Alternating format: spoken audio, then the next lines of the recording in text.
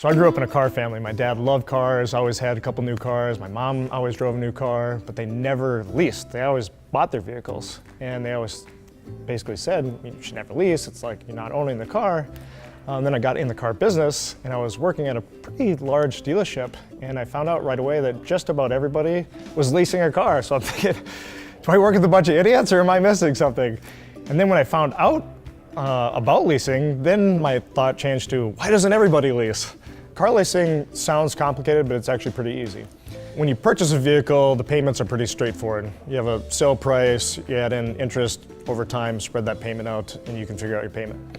Leasing is a little bit more complicated. So they have what's called the residual value, and the manufacturer decides that after a certain amount of time and miles, that's how much the vehicle will be worth.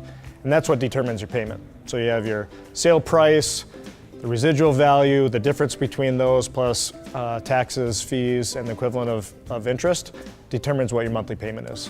There's three great reasons to lease a vehicle. One's gonna be a lower monthly payment. Manufacturers want their cars to have high resale value. So if they nudge up that residual value on the lease, it's gonna make the used car prices go up, because when vehicles come off of lease, they are sold at auctions to dealers. The consumer is the one that really wins, because the higher that residual value is, the less that the customer has to pay during that time. So another big benefit of leasing is that you have a lot of flexibility. At the end of that 3-year time period, you have options versus obligations. So you could decide, I love my vehicle, I want to keep it, and you could finance the balance.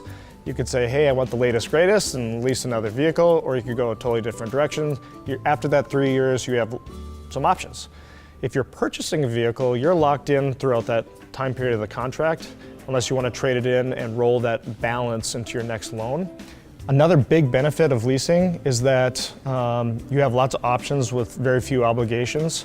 So at the end of that 3-year time period, let's say the vehicle is only worth $10,000 instead of $15,000, the manufacturer is responsible for that difference. You don't have to worry about, oh my gosh, my car is not worth nearly what I owe on it.